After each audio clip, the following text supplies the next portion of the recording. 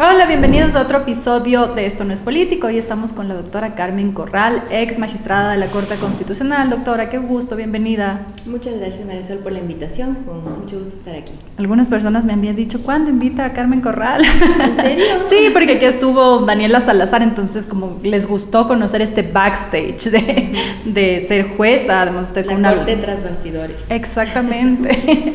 Entonces quizá empezar por ahí, el desafío. ¿Cuál cree usted que fue el desafío más grande al llegar a esta institución que estaba en un momento muy desgastada y que ha podido recuperar como esta imagen de independencia, más allá de que se pueda cuestionar o no los fallos y que pueda haber una discusión? He visto discusiones jurídicas importantes sobre los fallos, pero más allá de eso, recuperar sí esta imagen de este poder tan importante para el país. ¿Cómo fue para usted esto? Fue una experiencia fantástica, pero muy dura, realmente dura. Por la responsabilidad enorme que tiene la Corte Constitucional. Siempre les decía yo a mis colegas, somos 9 personas en esta mesa que estamos decidiendo literal los designios del país, temas tan importantes que afectan directamente con los fallos. La Corte Constitucional afecta directamente a la población, al Ecuador.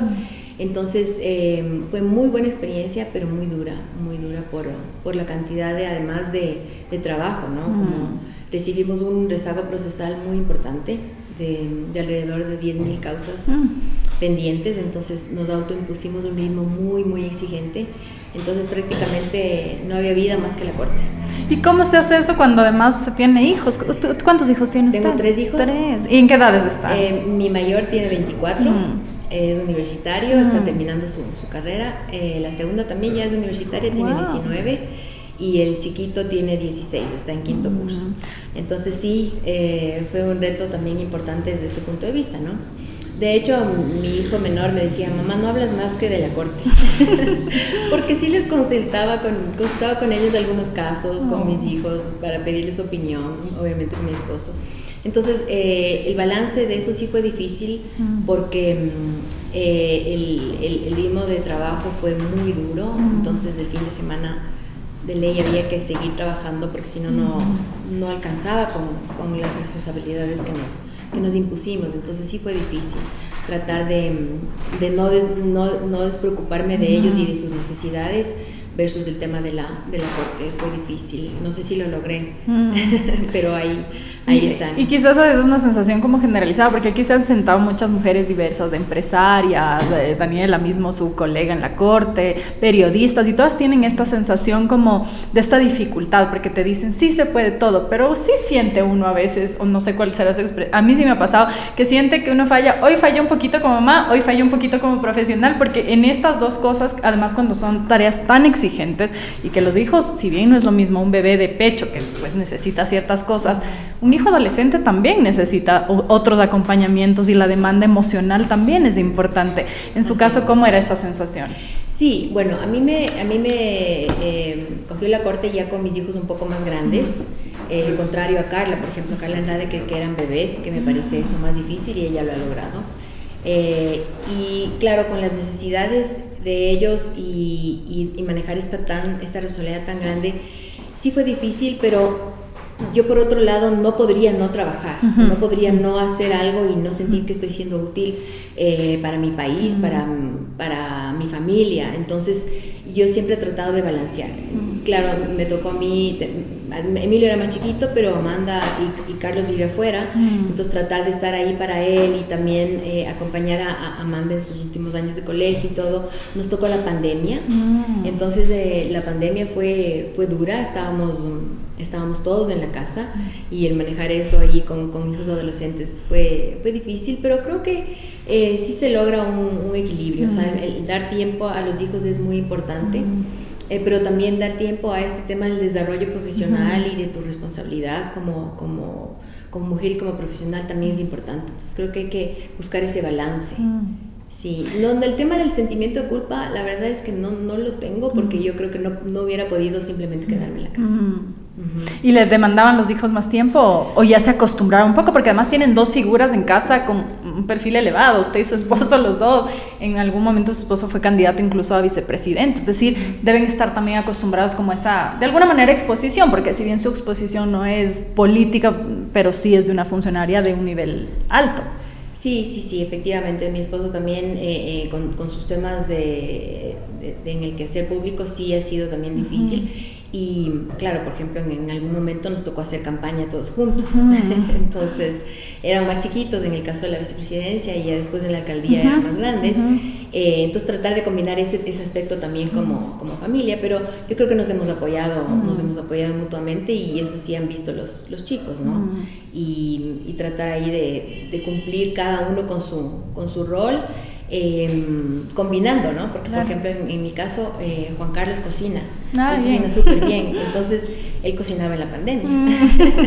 y curiosamente, la Corte, su mayor producción de sentencias fue en el año 2020. ¿En la pandemia? Sí, fue en la pandemia, pues estábamos todos en sus casas concentrados. Fue un reinventarse, ¿no? Para la Corte, porque al inicio, por ejemplo, cuando empezábamos a tomar las decisiones, era todo papel, todo por escrito. Nos devorábamos mucho en las decisiones justamente por revisar la coma. Logramos hacer una metodología que es una discusión previa que nos ayudó mucho a avanzar, pero también el tema de la virtualidad ayudó, porque todos los temas se hicieron más eficientes por estar cada uno en sus casas, pero ahí fue cuando más trabajamos. Entonces ese equilibrio de estar en la casa y además de estar trabajando y todo fue difícil para todos, pero creo que la Corte también dio ejemplo justamente de que se podía lograr la virtualidad, y algunos procesos se quedaron virtuales. Por ejemplo, las salas de admisión se quedaron virtuales, era mucho más eficiente. Las primeras audiencias virtuales fue súper importante. La Corte hizo una mega audiencia de algunos procesos grandes virtual, y eso fue como que todas las instituciones también siguieron ese proceso de hacer estas audiencias virtuales, que además que fue importante porque podíamos, por ejemplo, recibir opinión o amicus de personas en otros países. Claro. Entonces, abre más como el espectro, exacto, ¿no? Abrió el espectro, se podía recibir más personas que opinen y que le den ese feedback a la Corte. Entonces esto también fue importante. ¿Y para usted qué significó como abogada con tantos años en el ejercicio de la profesión llegar a llegar a la Corte? ¿Cómo decidió? ¿Era siempre un deseo? ¿Cómo fue eso? Más bien todo lo contrario. Nunca pensé en ser jueza. Me parecía algo muy delicado, muy difícil. No estaba en mi radar. ¿Cómo fue que llegué a ser jueza? El doctor Julio César Trujillo fue mi profesor, yo fui ayudante de cátedra, él me dijo la tesis, me conocía bien como alumna y como profesional. Y yo venía más bien, mi trayectoria estaba en otra área, o sea, sí había hecho mucho constitucional, pero sobre todo en el área de seguridad social y derecho laboral, y estuve 15 años en la superintendencia de bancos, entonces tenía un tema de derecho financiero también atrás. Y él me pidió estar en la lista como justamente con esa idea de cambiar la imagen de la Corte, de darle otra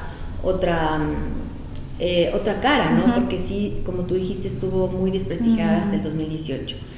Y tuve muchas dudas en si aceptar o no estar en esa lista, porque yo decía, bueno, mi bagaje es otro. Y él me decía que precisamente era por eso, o sea, que en la Corte no necesariamente tienes que estar solamente constitucionalistas, porque necesitas otras visiones. Y eso se probó correcto. Claro, conversé con mi papá, con mi esposo, me decían, bueno, y es un honor estar en esa lista, da todo lo que puedas, y si no quedas, pues ya, no pasa nada. Claro, yo siempre he sido matona, como decían antes. Me ha gustado mucho estudiar, entonces claro, me clavé a estudiar, pero sin descanso, y fui designada jueza. Entonces fue una sorpresa, y entonces así fue como asumí la responsabilidad que me tocó en ese momento, porque creo que sí fue una responsabilidad histórica en el 2019 dar ese cambio de imagen. Todos los 9 jueces sabíamos que teníamos que hacer eso, teníamos ese compromiso de hacer fallos en derecho, de cero corrupción, de transparencia, de un trabajo honesto. Entonces creo que eso sí se logró, y eso fue muy importante. ¿Y cómo era ya el trabajo puertas adentro? Porque uno tiene una idea de lo que puede ser algo y después entra y capaz no necesariamente es igual, había posiciones diversas, mucha discusión, mucho debate, trataron temas súper delicados que tocan fibras muy sensibles de la gente, el aborto, el matrimonio igualitario, que involucran formas de ver la vida, creencias, que no es a veces tan en blanco y negro como uno puede pensar. ¿Cómo eso tuvo un impacto quizá también en usted? Porque mucha gente decía como, cuando tocábamos estos temas me llamaban mucha gente como, no sé si la palabra es presionar, porque quizá algunos quieren dar su opinión de no esto, por lo mismo, porque toca fibras muy sensibles. ¿Cómo se vivió eso? Sí, ese fue uno de los temas más duros para mí, porque el momento de las decisiones difíciles y polémicas, mi mirada del derecho es muy diferente a la de los colegas de mayoría. Entonces, a mí me tocó pelear todos esos temas que tú acabas de mencionar desde un punto de vista minoritario. Es más, éramos solamente Teresa y yo, a veces Enrique, Teresa y yo, pero el tema de pelear en minoría fue mucho más duro. Entonces, me llegué a enfermar. La salud, que siempre se afecta. Efectivamente, me afectó la salud, temas tan delicados como el aborto por violación, porque yo siempre he visto la trascendencia. O sea, para mí ese tema es muy fuerte. Y claro, visualizar los efectos de la sentencia a mí me angustiaba muchísimo. Entonces, en esos temas sí sentí mucha preocupación y me afectó. Tal vez no debía haberlo tomado tan personal, pero así es mi manera de ser. Y entonces yo peleé muchísimo, duramente los casos en las discusiones internas, en derecho, obviamente. Y yo te diría que mis cuestionamientos lograban ciertos matices que al menos para mí eran importantes. Y sí, entonces eso fue parte de lo duro de la experiencia. Pero también importante, ¿no? Porque de todas maneras me enseñó resiliencia, porque cuando me enfrentaba duramente en la primera conformación y en la segunda conformación igual, en estos temas tan álgidos y tan trascendentales para el país, claro, eran discusiones muy acaloradas, pero después al día siguiente tenías que volver a reunirte con los mismos colegas y verles de nuevo la cara, y además necesitabas el voto de ellos para otras cosas, claro. En tus casos. Entonces era un ejercicio de resiliencia de, ok, vamos a dar la vuelta a la página y seguimos adelante. Yo siempre cuento este tema que fue importante de Hernán Salgado, que era el presidente de la primera conformación en el caso del matrimonio igualitario, que fue el primer caso, digamos, polémico. Desde mi punto de vista jurídico, mis colegas de mayoría lo que hicieron fue reformar la Constitución, y eso dice el voto salvado, ¿no? Y entonces, cuando hicimos una rueda de prensa con esta posición de la sentencia de mayoría, Hernán estaba en el voto salvado, estábamos juntos en el voto salvado. No es que yo no esté en acuerdo con eso, yo respeto mucho, pero la manera de cómo se tomó esa decisión para mí debía haber sido una enmienda constitucional y no una sentencia de la Corte. Entonces, claro, estábamos en rueda de prensa, estábamos ahí con mis colegas, y Hernán como presidente defendió la decisión de la Corte de mayoría.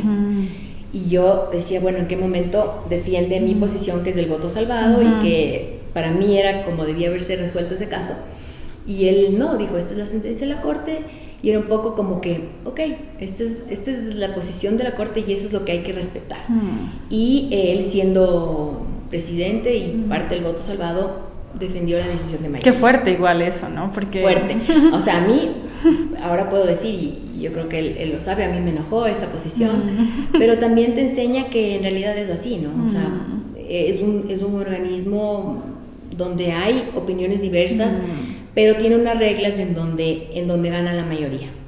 Pero el estar en minoría era más difícil, porque haces tu voto salvado, en donde prácticamente vuelves a hacer una sentencia. Claro. Vuelves a hacer una sentencia. Entonces a mí me tocaba trabajar doble en muchos casos.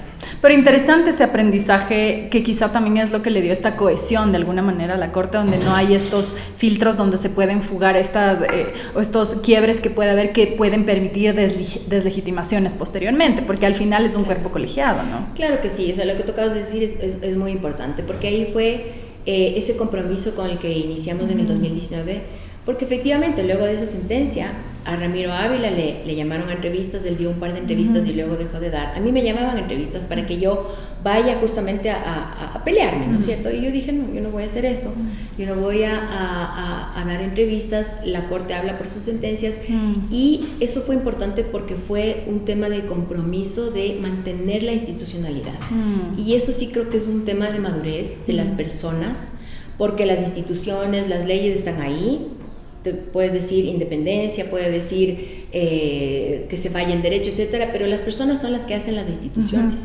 Y si tú no tienes esa honestidad, ese compromiso, esa seriedad, se desbaratan. Veíamos a la vuelta de la esquina en otras instituciones, como el Consejo de la Judicatura, cómo se desbarataba, como el Consejo de Participación Ciudadana, cómo se desbarataba. Entonces, eso sí fue importante de la conformación del 2019, que fue el compromiso de las que vienen, ¿no es cierto?, del 2022 y la del 2025, sí fue un poco mi discurso y el compromiso de todos de que hay que dar la fuerza a la institucionalidad, porque deben permanecer. Las personas somos pasajeras y la actuación que damos en el momento es como tú entregas tu aporte, pero luego te vas. Claro, lo que queda posterior y también, ¿no? Lo que queda posterior son tus decisiones, tus opiniones y todo, pero lo que tiene que quedar es la institución, porque es la que se necesita como país. Y la Corte Constitucional se necesita como país de manera independiente, de manera fuerte, de manera seria, de manera honesta. Esas son las características que debe mantener toda institución en el país, que lamentablemente no ocurre. Y usted dice que esto también le afectó a la salud porque emocionalmente había una carga demasiado pesada. ¿Cómo procesaba esas cosas ya en la casa? Porque al final son discusiones que no solamente se llevan puerta adentro, sino que también se extienden al país. Entonces, como funcionarios públicos están sujetos al escrutinio y van a decir que sí, que no, siempre hay algo que decir al respecto. Pero ya en la casa, ya cuando uno regresa y se lleva esos pesos personales, ¿cómo manejaba eso? Sí, eso bastante difícil, ¿no? Porque, claro, a mis hijos sí les tocaba apoyarme y obviamente a mi esposo darme ánimos. O sea, de hecho, sí llegué a decir yo en algún momento y dije, creo que no voy a lograrlo, creo que quiero salir de la Corte. Y entonces ahí sí fue, por ejemplo, el consejo de Juan Carlos de decir, no tienes que estar ahí porque tu voz representa también a algún postura, grupo, claro. algún grupo, una postura de tu país que necesita también que se visualice, ¿no es cierto? Entonces ahí fue como que, sí, tratando de hacer ese ejercicio personal de, ok, vamos adelante, hay que seguir adelante. O sea, sé que se me viene duro porque venían casos duros, siempre vienen casos duros. Decíamos en la Corte, ya no puede haber nada más duro y venía el juicio político. Ya no puede haber nada más duro y vino la muerte cruzada. O sea, siempre había algo más duro. Siempre había algo más duro y de hecho, en marzo que salí, veo a mis colegas ahora sí ya de lejos y sí han tenido temas más duros. Siguen viniendo cosas más complicadas.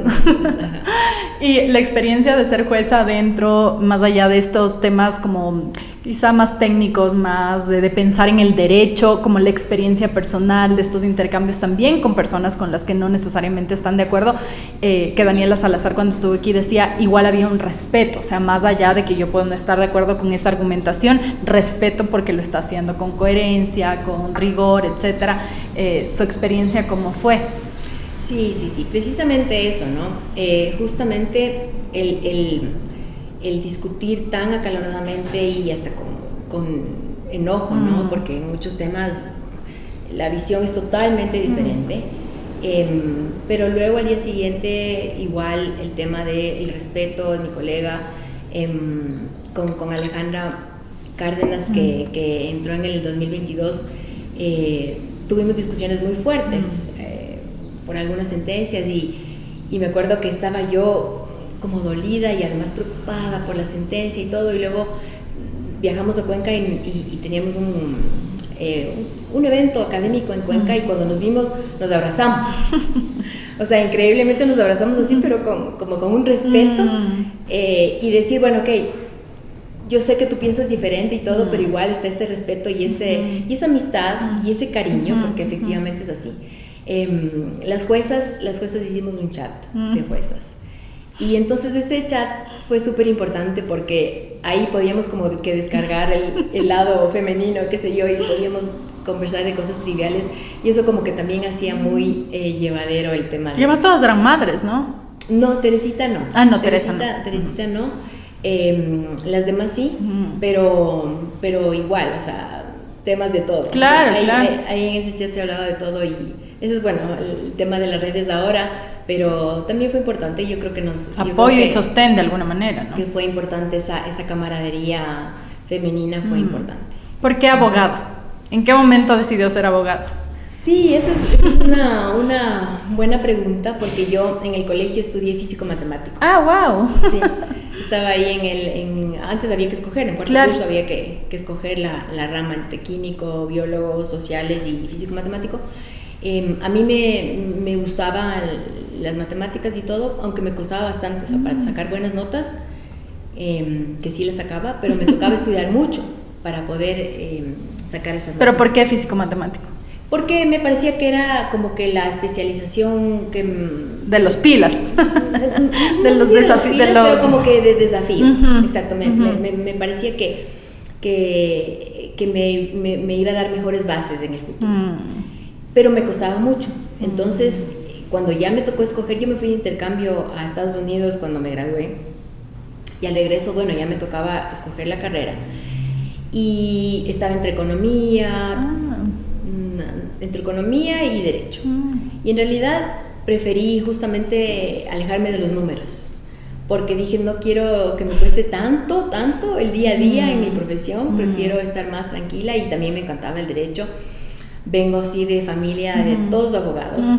Eso debe haber influido de alguna manera. Sí, eso sí influyó. De todas maneras, también tenía yo la idea de que con el derecho podía alcanzar como temas sociales y temas para ayudar al país. Entonces eso sí influenció mis dos bisabuelos abogados, mis tíos, mi papá, mis hermanos. Me casé con abogado, mis suegros los dos son abogados y todos mis cuñados son abogados, o sea que no me libro. Sus hijos pobres, o sea, todos abogados. Y mis hijos, ninguno abogado. No quiere, claro. No, el mayor está en diseño gráfico. Nada que ver. Y la segunda está en psicología y educación. Y mi menor todavía no sabe. Así que, pero creo que ninguno va a ser abogado. Claro, es que en estas familias, o sea, hacen todos abogados, es una cosa súper diferente como muestra el ejemplo con sus hijos. Exactamente. Ellos dijeron ya, suficientes de abogados. Entonces ahí están. Entonces al regresar ya decidió estudiar Derecho. Estudiaste Derecho, sí. Decidí irme más por el tema social. Pienso que sí influenció mi papá abogado. Siempre le vi yo con mucho respeto y admiración. Y me parece que la carrera de Derecho es muy versátil. Entonces tú puedes estudiar Derecho y hacer realmente muchísimas cosas.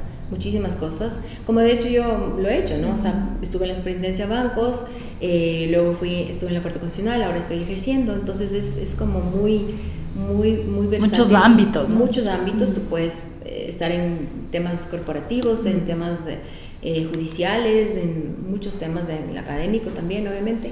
Entonces es versátil la carrera y me fui por ahí. Y una vez que entró a la carrera, bien, si dijo, esto era lo que yo quería, empezó a descubrir un poco el camino, cómo fue también que se fue perfilando, porque usted era yo me acuerdo que la entrevistábamos siempre como experta en temas de seguridad social, que era vinculado, además, unos ejercicios ahí actuariales casi, vinculado un poco a los números que originalmente había. Sí, es verdad, pero es como que la vida te va poniendo las circunstancias y uno va tomando o no decisiones. Porque a mí me gustaba el tema del derecho financiero, justamente como fui psicomatemático, entonces estaba en derecho financiero y entré a la superintendencia de bancos a trabajar. Ahí me gustaba el tema bancario y me fui a especializar en Estados Unidos. Las maestrías que hice fue justamente enfocada en mercado de valores, derecho financiero y derecho internacional bancario en Georgetown y en Boston University. Números. O sea, como que sí se quedó ese tema. Pero cuando regresé a la super, luego ya de las 2 maestrías, el superintendente de ese entonces, Miguel Dávila, me pidió que empiece o acompañe a una comisión que iba a conformar el área de control de la seguridad social, porque justo en el 2001 salió la ley de seguridad social y le encargaron el control de todo el sistema de seguridad social a la super de bancos, y no existía eso dentro de la institución. Entonces se conformó una comisión y nuevamente ahí mi pensamiento fue, pero ¿cómo es que yo vengo ahorita estudiando Derecho Bancario y me quieren poner en Seguridad Social, que es una materia que no me encantó en la universidad? Y entonces, pero de todas maneras tomé como que la decisión de aceptar ese reto. Y a la final después fue esa circunstancia la que me encaminó en esa área, porque la Super nos capacitó en esa área y a la final me tocó liderar la creación del área de control, porque luego fui directora de Seguridad Social, directora nacional de Seguridad Social y luego intendenta nacional de Seguridad Social, creando de cero un área de control de un tema tan difícil como es del IES, del ISFA, el ISPOL. Es bien complejo. Los fondos complementarios, exacto. Entonces me tocó como que meterme mucho en ese ámbito. Obviamente que me ayudó justamente ese como bagaje que ya venía con toda esa preparación justamente del derecho financiero bancario, pero curiosamente lo que había que pelear dentro de la Super era que no era un área distinta, porque como ellos hacían bancos y seguros privados, había que hacer notar que era diferente el área de seguridad social, porque el área de bancos quería simplemente poner encaje al IES. No va por ahí. El área de seguros decía simplemente aquí prima, etcétera. No, tampoco va por ahí. Es una especialización en el área de seguridad social pública, etcétera. Entonces fue importante y así fue como me especialicé en ese tema. Me tocó crear esa área que fue muy importante. Yo era joven y entonces, claro, irme al ISFA a enfrentar a los militares y decirles, desde ahora vamos a empezar a controlar sus inversiones. Obviamente no les gustaba. Ir al IES a decir, bueno, vamos entonces a controlar sus prestaciones, sus inversiones, esta es la normativa. Entonces fue algo también muy duro y fue un reto porque yo era joven mujer, o sea, era un ámbito totalmente masculino que no les hacía ninguna gracia. Me acuerdo fondos complementarios previsionales, cuando pusimos la normativa para que todos los fondos, me acuerdo que vino el profesor Juan José Casteló, no le gustó la primera normativa y entonces, bueno, vamos a conversar cómo son las cosas y todo, y luego con reuniones de trabajo y todo se perfiló muy bien la normativa y se fue adaptando, y es cuestión como que de ir trabajando y entendiendo la realidad de todos, y fue saliendo el área de seguridad social. Pero bueno, luego la salida de la Super no fue tan agradable. ¿Por qué? ¿Qué pasó ahí? Porque bueno, hubo cambio de gobierno. ¿En qué año estamos hablando? Estamos hablando de 2008, 2007, 2008. Para pasar de Palacio a Correa. Exactamente. Cuando vino el gobierno de Rafael Correa, ya me enteré yo de mi cambio de la intendencia por la prensa. O sea, se enteró que la iban a sacar. Exactamente. Y me parecía, bueno, fue feo porque de todas maneras la Super me ayudó a capacitarme en todo el tema del derecho bancario y el tema de la seguridad social, y entonces ya me había enterado yo por la prensa que ya no iba más. Que no iba más. Entonces me pareció que era un momento importante para decir, ok, aquí cumplí mi ciclo en la superintendencia de bancos y renuncié y comencé a ejercer la profesión, pero ahí fue cuando justamente el tema de la seguridad social empezó a ser, ese gobierno empezó a hacer muchas cosas que no debieron haber hecho, entonces por eso es que estaba a veces en entrevistas y dando mi opinión.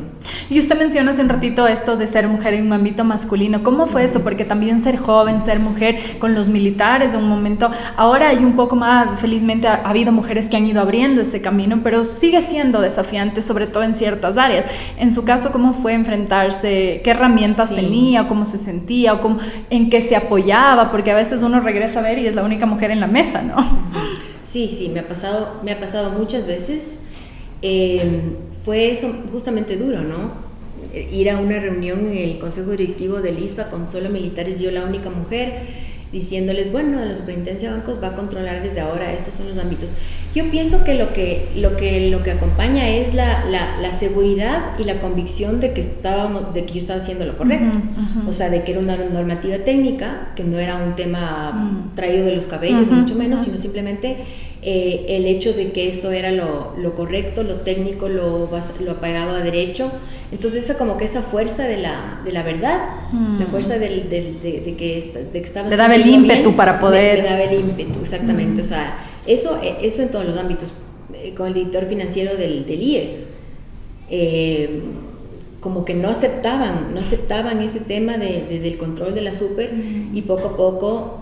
También, obviamente, estando abiertos a un diálogo, ¿no? Porque eso también me parece bien importante. o sea, cuando se sacó la primera norma de los fondos complementarios y ya comentó que vino Juan José Castelao y el resto de los fondos y dijeron, pero esto, entonces, a ver, escuchemos.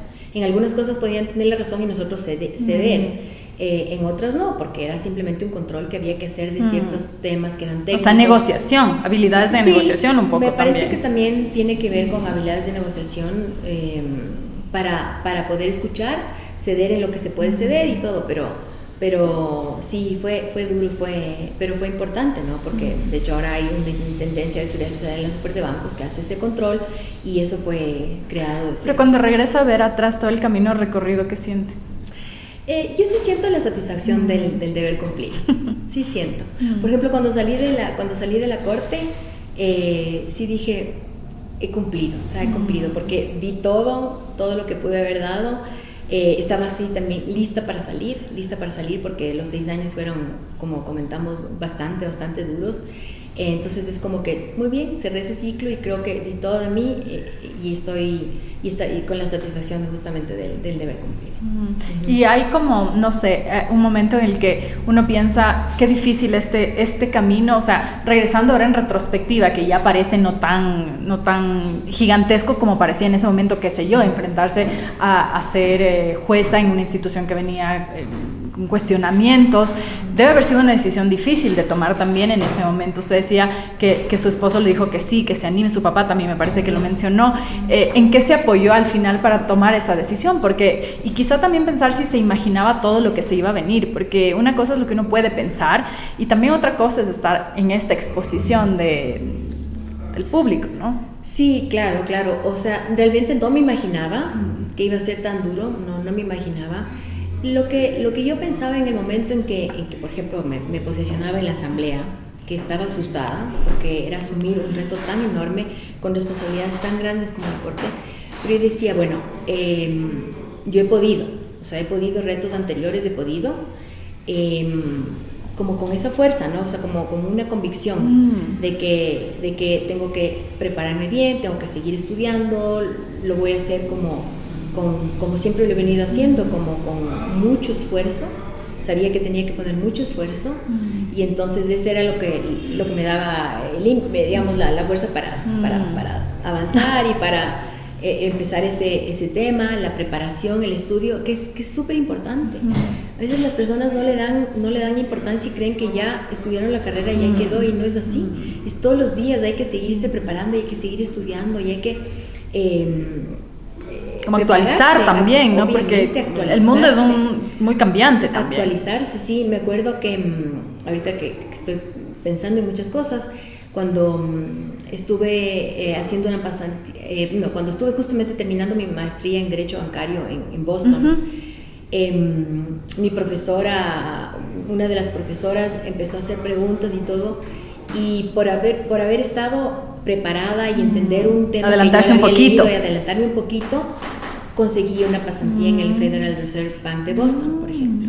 Es ese poquito más que hay que dar para... Que te distingue también, ¿no? Exacto, que te distingue, porque a mí sí me preocupa que existe mucha mediocridad y que la gente se conforma, y es justamente ese paso adicional que hay que dar para que tú puedas avanzar, salir adelante o llegar un poco más o dar un poco más y beneficiar a tu familia, beneficiar al país. Y abrir estos caminos también, ¿no? Porque al final cuando hay niñas, por ejemplo, que ven mujeres en la corte, juezas, es como wow, o sea, al final estamos viendo una representación de lo que podemos aspirar a ser en algún momento, o sea, no es lo mismo, no sé, yo pensaba cuando yo era pequeña, no tengo en mi cabeza una periodista, tengo hombres periodistas, sí, pero quizá ahora una chica más joven va a tener más opciones, lo mismo con ustedes, quizá antes eran los magistrados, ahora hay las magistradas y los magistrados. Claro, de hecho el juez de Herrería comentaba que cuando él fue juez del Tribunal Constitucional, por ejemplo, eran solo hombres, y el trato era diferente y era todo diferente, mientras que el momento en que tú tienes juezas, hay otra perspectiva, es otro el trato, y es importante, porque tú tienes una visión diferente. De todas maneras, es algo diferente la realidad de una mujer que la realidad de un hombre, y eso siempre aporta. Y vienes con bagaje también, ¿no? Porque tampoco es lo mismo ser padre que ser madre. O sea, todavía hay una sociedad que los datos te dicen, la desigualdad en los temas de cuidado, por ejemplo, somos las madres las que normalmente tenemos estas tareas del deber, no sé qué, la ropa, el uniforme. Por más que sean compartidas, sigue siendo la brecha importante en ese sentido. Y yo le iba a preguntar cómo fue ya cuando se casó, se embarazó, porque ahí también los desafíos que hablábamos al inicio, ¿no? El desafío de ser mamá y trabajar. Claro que sí. Eso fue, o sea, la maternidad es algo espectacular. Es algo tan hermoso. Yo siempre quise ser mamá. Es más, quería 4 hijos, pero 3 está bastante igual. Sí, nos demoramos bastante. Entender, mi primero nació a los 6 años de casados. Ya cumplimos 30 años de matrimonio. ¡Wow! ¡Felicitaciones! Una carrera de resistencia más que de velocidad ahí. Sí, ya es un montón de tiempo y además fuimos 7 años de enamorados. O sea que ya están toda la vida juntos. Toda la vida juntos. O sea, eran enamorados desde el colegio. Sí, desde el sexto curso. Se conocieron en el colegio. Bueno, él iba a mi casa porque fue compañero de mi hermano en Derecho, justamente. Entonces ahí él era un poquito mayor a usted, un poco mayor a usted. Wow. Entonces un amor desde la juventud. Sí, total. Y toda la vida. Entonces, claro, yo sí quería ser mamá y cuando ya nació mi primer hijo es espectacular, ¿no? O sea, el tema de la maternidad realmente es impresionante.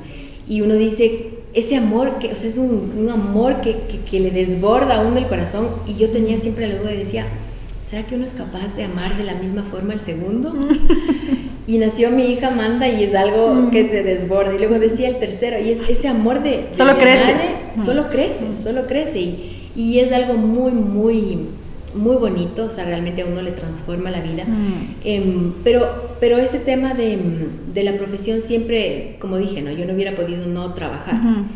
Entonces, compatibilizar ese tema de estar ahí para los hijos y de acompañarles y todo versus la profesión y la realización personal como profesional, me parece que es importante y que hay que dar el tiempo para las dos cosas. Pero sí es verdad que la mamá siempre está en que para poder irse, y eso comentábamos con las juezas, que para poder irse de viaje, aunque sea a Guayaquil, había que coordinar quién le recoge el entrenamiento, quién le hace que la lonchera, no sé qué, no sé cuántos, mientras que el marido que solo coge y se va. Claro. Entonces, a eso me refería con la brecha, que todavía hay. Todavía hay, pero creo que es importante.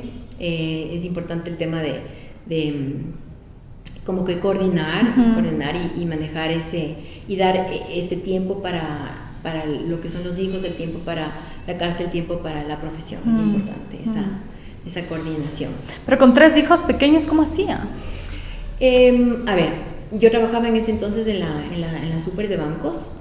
Entonces sí tenía que le llaman la estructura de cuidado, ¿no es cierto? Que sí tenía yo mi suegra que me ayudaba. Bueno, no, en la casa de mi suegra, porque mi suegra también trabajaba. Claro. Mucho, pero mi madre. Ha de haber sido su profesora, su suegra. No. Yo escogí al doctor Trujillo y no a mi suegra para no ser su alumna. Había chance por lo menos, si no habría sido alumna también. Exacto. Pero mi mami me ayudaba muchísimo, ¿cierto? Entonces me ayudó con mis hijos y luego ya tener a alguien en la casa que como que de confianza para poder combinar eso, combinar ese tema del trabajo con la maternidad. Entonces siempre necesitas ayuda. Para lograr las dos cosas sí necesitas ayuda. Claro. Si no es imposible. Entonces sí, como que armar este tema de las personas de confianza que te pueden ayudar y tratar de combinar las dos cosas. Y también debe haber sido importante para sus hijos, 2 varones y una chica, haber visto a la mamá también trabajar, porque ese rol también es importante, ¿no? Al final cada mujer decide cómo quiere vivir su maternidad, por supuesto, pero yo concuerdo en eso que usted dice, ¿no? Para mí también, yo recuerdo que apenas estaba dada a luz y estaba escribiendo reportajes, literalmente, el bebé se dormía a 5 de la mañana y estaba así. Exacto. Que un día me encontró mi mamá y me dijo, ¿qué estás haciendo? Anda a dormir. Sí. Y yo, espérate, deja que mi cerebro piense en otra cosa más allá, que es hermosa la maternidad, pero es desafiante y uno necesita también pensar en las cosas que le gustan y tal. Y este rol de sus hijos de verles siempre trabajar, expuesta, luego ahora como jueza, también es un ejemplo para sus hijos y para su hija también. Sí, claro que sí. Yo creo que igual mi hija Amanda en ese tema, yo creo que ella hará lo mismo, ¿no? Entonces es importante dar ese ejemplo, o sea, porque yo siento que sí he estado para ellos también. O sea, a veces hasta como mamá gallina, pendiente todo el tiempo de qué está pasando, si ya llegaste o no sé qué, igual con mi hijo que está en Barcelona ahorita. Entonces sí, me parece que hay que combinar eso. Y yo también igual respeto muchísimo el tema de las personas y las mujeres que deciden que ya son mamás y que solo se dedican a eso, porque además es un trabajazo. Me parece espectacular si se puede hacer. En mi caso, yo siempre estaba también, o sea, ya bueno, obviamente cuando es chiquito y cuando es bebé, o sea, quieres quedarte más tiempo, pero también es algo que hay que combinar. O sea, de hecho, en la superintendencia de banco me acuerdo que había que buscar, no había lactario, entonces ahí ahora hay más facilidad. Claro, ahora hay más cosas, hay más conciencia también. Mucho más conciencia, o sea, ahí había que buscar el baño para poder sacarme la leche, etcétera, esas cosas que fueron duras, pero que las supe manejar y seguir adelante. ¿Cuál cree usted que ha sido el desafío más grande que ha enfrentado? O el momento más desafiante quizá en su vida. En mi vida. Si es que ya me preguntas de mi vida, ahí viene ya el tema de la enfermedad. Mi papi tuvo cáncer y yo tuve cáncer. Entonces esos temas de afrontar cáncer, porque tú oyes cáncer y ya dices igual muerte, y no es así. Esos desafíos creo que han sido los más difíciles. Mi papá tuvo inclusive metástasis al hígado, cáncer al colon y metástasis al hígado, y él salió adelante. Y hasta ahora está con nosotros y súper bien, tiene ya 86 años.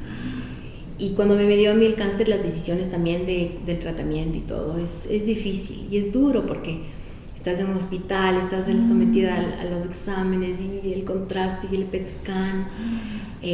Esas cosas son difíciles, son duras, y eso ya es como que te topa más el tema de la fibra humana y tienes que atender eso porque es importante.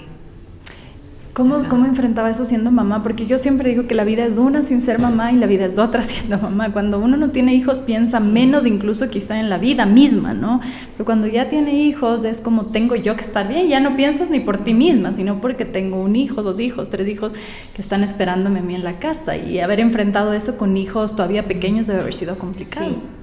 Sí, claro, eso fue bien duro. O sea, en mi caso fue bien duro porque, claro, los chicos, los niños eran chiquitos. Me acuerdo, por ejemplo, que mi Emilio, que era chiquitito, y él siempre ha sido súper afectuoso y todo, y él no podía abrazarme porque yo decidí como tratamiento hacerme una mastectomía bilateral. Entonces eso, claro, necesita mucho cuidado, es muy doloroso, es algo muy fuerte. No se puede tocar el pecho ni abrazar. Los brazos. Necesitaba ayuda de mi esposo, necesitaba ayuda de mi mamá, y él venía y me abrazaba los pies. Mi amor. Pero quería abrazar a la mamá.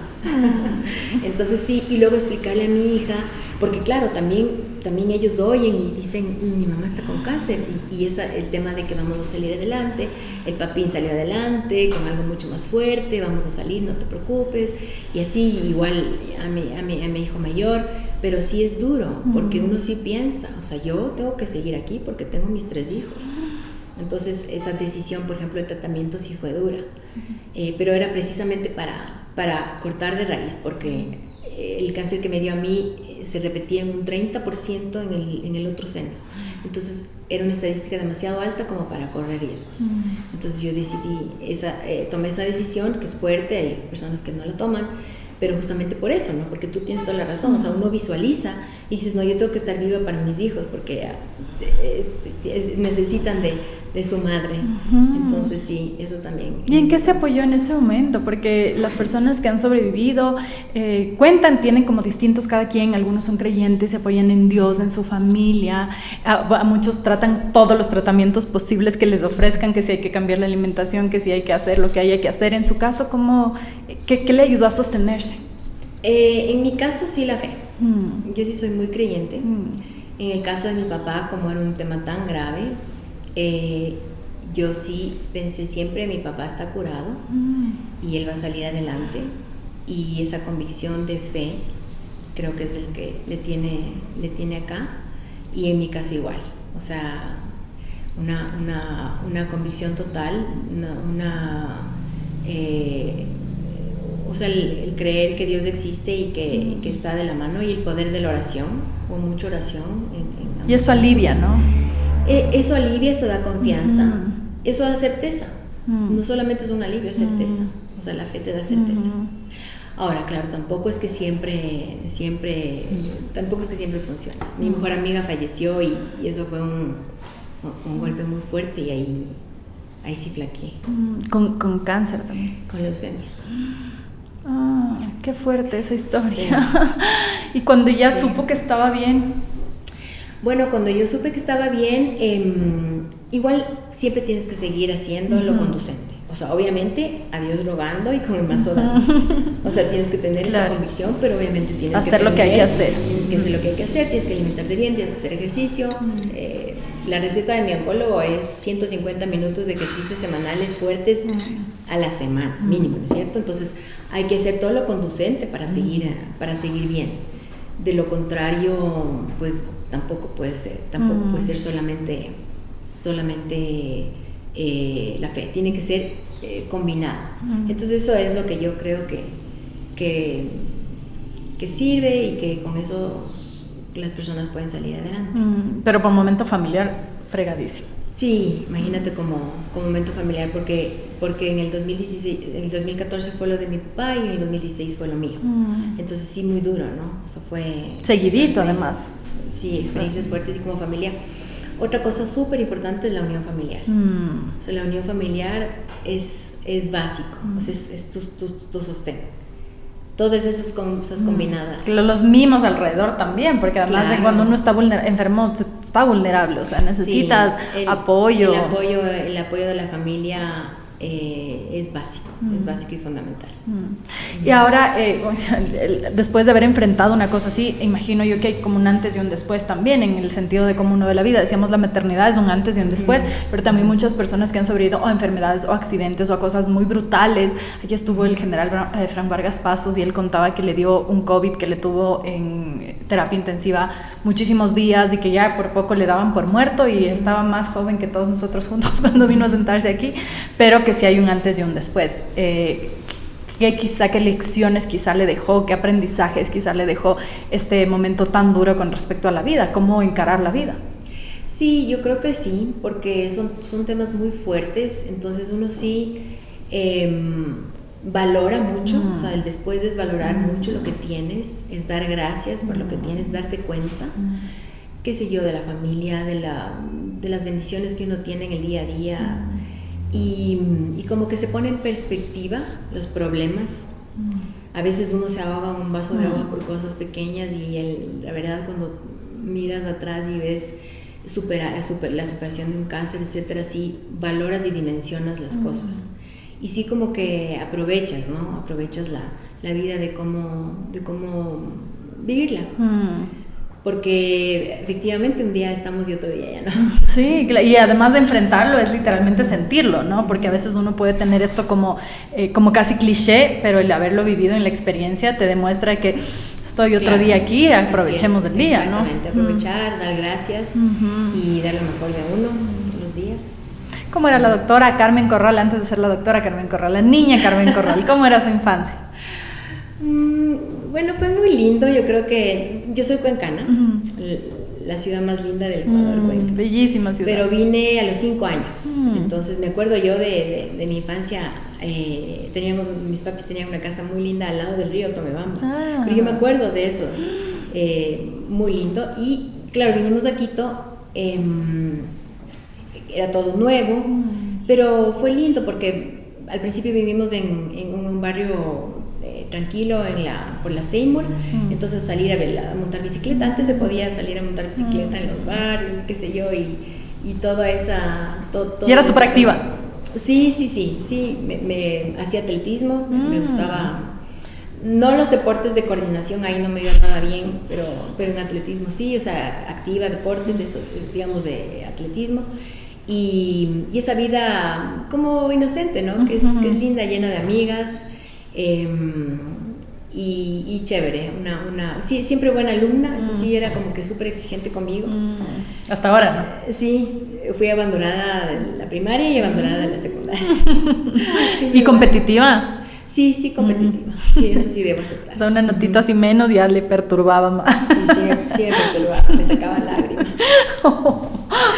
Sí, en eso sí, ¿verdad? Pero linda, o sea, la niñez con mis hermanos, como era la única mujer, tengo dos hermano mayor y menor, me tocaba jugar a mete gol tapa, fútbol de bolas, pero jugaba los juegos de los varones. Acá me tocaba siempre le había pedido a mis papis una hermanita que no me dieron. Entonces tenía mis amigas y así me encantaban las Barbies, jugaba mucho. Entonces sí, linda, la infancia linda. ¿Y cuál es quizá el recuerdo así como más feliz de esa época? Me encantaban los viajes a Cuenca. A ver a la familia. Sí, a ver a la familia. Nos íbamos en carnaval. Me acuerdo entrando a la casa de mis abuelitos Corral a recibir la taza de mote con queso. Sí, yo creo que los viajes a Cuenca, los carnavales, a la hacienda de mi abuelita, los carnavales eran hermosos. Jugábamos mucho carnaval. Tal vez esos recuerdos. Y también mi época en playas. Íbamos de vacaciones en el verano, íbamos a playas. Pasábamos ahí 2 meses. Wow. Sí, súper lindas vacaciones. Entonces tal vez eso es como... Y ahora tiene como el corazón entre Cuenca y Quito, me imagino, porque ya hizo su vida al final en Quito. Sí. O sea, ya hice la vida en Quito, me casé con quiteño, mis hijos son quiteños, entonces claro, ya mi vida está acá, pero me encanta Cuenca. Cada vez que puedo voy, ya no es fácil, ¿no? Ya no voy mucho en realidad, sino solo pocas veces, pero me encanta ir a visitar a la familia y todo eso. ¿Y todavía está dando clases o está retomando sus clases? Porque tiene un montón de alumnas fans suyas. Yo creo que eran sus alumnas las que me pedían o exalumnas que decían, invítenle a la doctora Corral. Ahora retomé clases. Siempre me ha gustado dar clases. Y justo ahora decidí aceptarme. La Universidad de los Hemisferios me pidió dar clases de Derecho Constitucional, que, o sea, me asustaba un poco porque no había armado nunca la materia de Derecho Constitucional. Entonces ahora estoy justamente en ese reto de armar las clases cada semana y todo, pero está chévere, está lindo. Porque antes estaba en la Católica. En la Católica di un módulo, un par de módulos ahí, sí, justamente di en la San Francisco también, pero di Seguridad Social.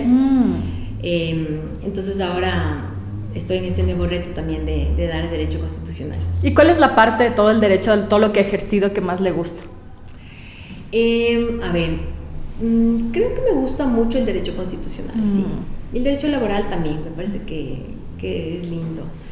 Siempre me parece que con el derecho puedes llegar a las personas y ayudar. Entonces, en lo laboral, en seguridad social, en constitucional, obviamente, porque estás velando por esa visión, esa visión de los... Que puede ser abstracto, pero en realidad tiene un impacto sobre la vida de la gente que capaz uno no dimensiona del todo, ¿no? Exactamente, tiene un impacto directo. Por eso es que las discusiones eran tan apasionadas. Claro, me voy a imaginar. Y además siempre se remite a temas también personales, ¿no? El bagaje personal con el que uno viene, la educación que tiene, las posturas políticas no partidistas, pero políticas ideológicas que todos tenemos, así no estemos conscientes. Claro, por supuesto, todos tenemos el bagaje y una visión de la vida, de todos los temas, de cada uno de los temas. Entonces sí, pero sí, yo creo que, o sea, en materias constitucional, laboral y seguridad social, que a la final me encantó. Claro. Cuando le vi primero con recelo, después a la final me encantó. Es un área muy bonita.